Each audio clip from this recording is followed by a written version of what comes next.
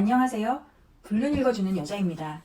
이 내용은 한 바람 대처 커뮤니티에 15년 동안 올라오고 있는 수만 편의 실제 사연을 재구성한 100% 불륜 실화입니다. 이번 소개해드릴 사연은 유부남 킬러 상간녀가 천벌을 받게 된 사연입니다. 남편과 전 작은 어머니의 중매로 결혼했습니다. 꽉 찬 나이에 만난 저희는 한 달 만에 결혼하게 됐지요. 좀 더 제대로 알아보고 결혼했어야 했는데 살다 보니 제가 생각했던 것과 많은 것이 달랐습니다. 다이아 결혼 반지도 가짜였고 집이 있다고 한 말도 거짓이었습니다. 결국 시부모님 집에 얹혀 살았는데 그조차도 제가 임신하고 만삭이 됐을 무렵 쫓겨나 어렵게 월세방을 얻어 나가야 했습니다. 설상가상으로 남편이 다니는 회사에 사고가 나는 바람에 남편은 병원 신세를 져야 했고 그 사고로 인해 남편이 저 몰래 회사 연대보증을 섰다는 것도 알게 됐습니다. 전 아픈 남편을 대신해 사장과 함께 그 빚도 해결해야 했죠. 하지만 이것으로 끝이 아니었습니다. 가장 최악은 남편에게 내연녀가 있었다는 사실이었죠. 몇 년 전부터 남편이 집에만 오면 저와 딸아이한테 별일도 아닌 일에 화를 내고 짜증을 부리기 시작했습니다. 전 그 당시 남편 간이 안 좋아서 피곤하고 회사 업무 스트레스로 그런가 보다 생각했죠.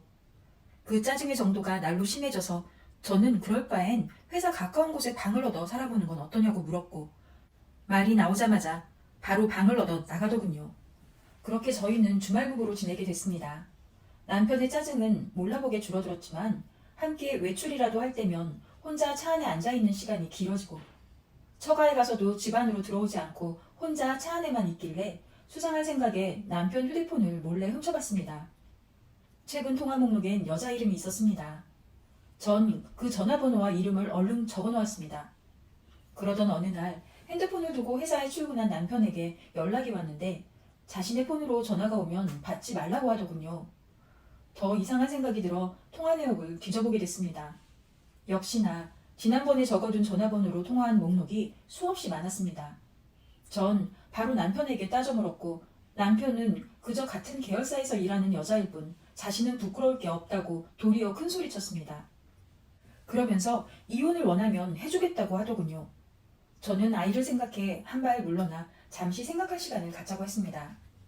며칠 후 남편은 갑자기 태도를 바꿔 그 여자와 정리했으니 앞으로는 연락할 일이 없을 거라고 했고 이후 곧바로 자신의 짐을 싸 집으로 들어왔습니다.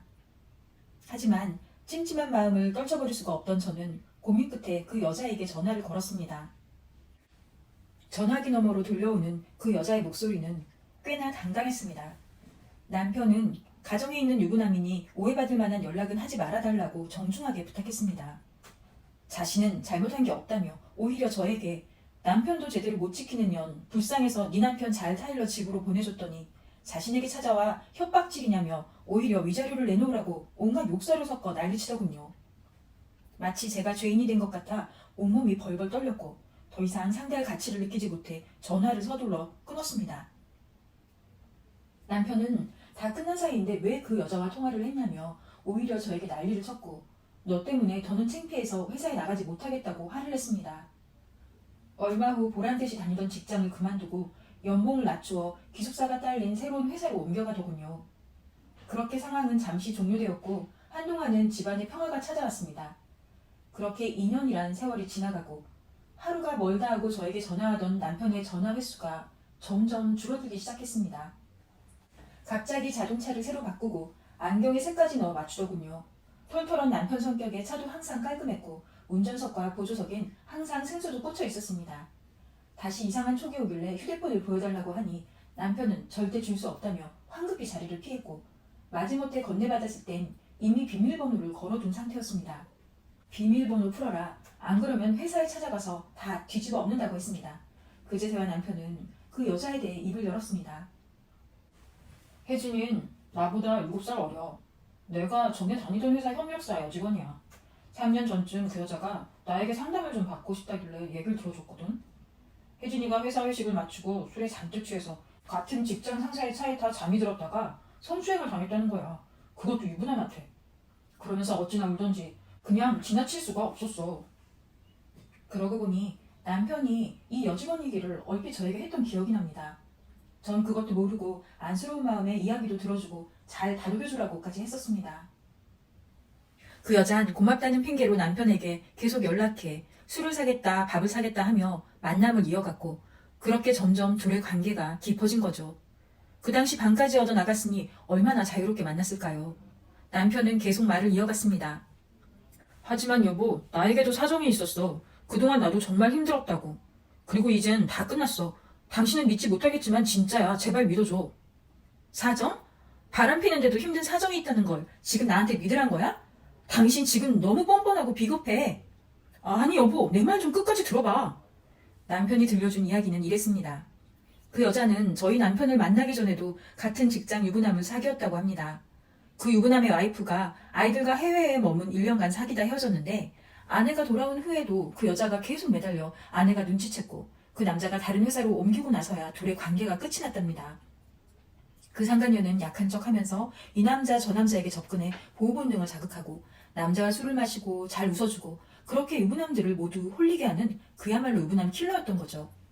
자신을 성추행했던 직장 상사와도 아주 잘 지내고 있었고 그 상사가 회사에서 오히려 여자를 보호해주는 역할까지 하고 있다고 하더군요. 남편은 시간이 갈수록 그 여자의 실체에 실망감을 느꼈으며 제가 외도를 눈치채고 전화통화를 했을 때 연약하고 상냥한 줄로만 알았던 상간녀가 저에게 심한 욕설을 하는 모습을 보고 정이 뚝 떨어져 관계를 정리하기로 마음먹었답니다.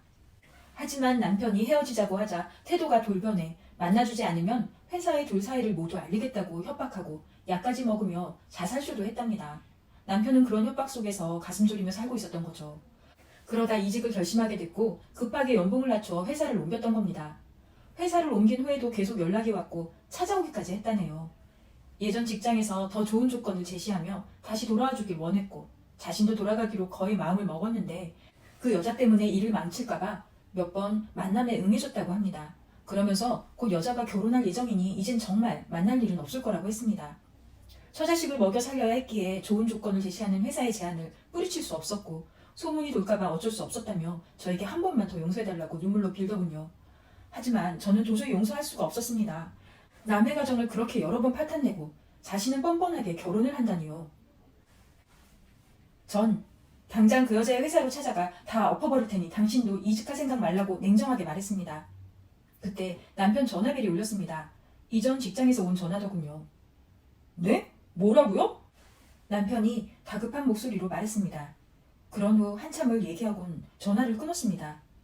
한동안 아무 말이 없던 남편이 입을 열었습니다. 여보, 아무래도 그 여자 천벌받았나 봐. 뭐라고? 알아듣게 얘기해봐. 혜진이 회사에서 감전사고로 전기에 감전돼 크게 다쳤대. 지금 회사는 사고로 정신이 없나 봐.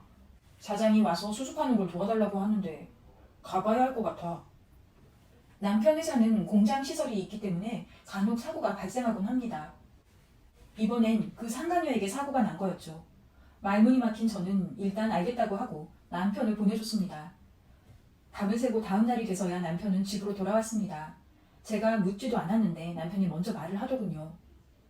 여보, 그 여자 아무래도 천벌받은 거 맞는 것 같아. 이번 감전사고로 두 팔이 모두 잘렸고 얼굴에도 심한 화상을 입었어. 곧 결혼도 앞두고 있었는데 이제 모두 물 건너간 거지. 치료도 쉽지 않아서 오랫동안 치료를 받아야 한대. 그런데다가 본인 과실이 커서 회사에서도 제대로 병원비 지원을 해주지 못하겠다는 입장이야. 집에 오면서 나도 천벌받을까봐 무섭더라. 나 당신한테 잘못한 게 많잖아. 전 아무런 대답도 하지 않았습니다. 그리고 그 이후로도 전 그 여자 이야기를 더 이상 꺼내지 않았던 것 같아요. 다만 들려오는 소식에 의하면 유부남 킬러 상간녀는 여전히 그 사고 때문에 이 병원 저 병원을 다니며 치료를 받고 있다고 합니다. 회사에서 병원비도 거의 주지 않아 아주 힘든 상황이고 결혼도 결국 파혼했다고 해요. 남편의 유부남 킬러 상간녀는 그렇게 처참한 처벌을 받았습니다. 하지만 제 마음은 개운치만은 않습니다. 평범한 일상을 살아가고 있지만 그 일을 겪은 후부터 가장 믿고 의지해야 할 남편을 믿을 수 없게 됐으니까요. 오늘의 사연은 남편뿐 아니라 사내 유부남들을 닥치는 대로 유혹해 불륜을 저질렀던 한 유부남 킬러 상간녀의 처참한 최후에 관한 이야기였습니다. 나의 배우자와 외도를 저지른 상간녀가 천벌을 받으면 속이 시원할 것 같았는데 사연을 들어보니 어떠신가요? 사연의 아내분은 신뢰를 저버린 남편 때문에 여전히 고통 속에서 벗어나지 못한 것 같습니다. 누군가는 천벌을 받았고 또 누군가는 뉘우쳤으며 아무런 잘못도 하지 않은 상대 배우자 역시 평생 그 고통을 짊어지고 가야 한다는 것이 바로 불륜의 결과입니다. 우리 인생에 있어서 정말 중요한 것이 무엇인지 생각해보는 시간이 되셨길 바랍니다. 여러분, 오늘 사연이 마음에 드셨다면 좋아요와 구독 눌러주세요. 다음에 다시 뵐게요.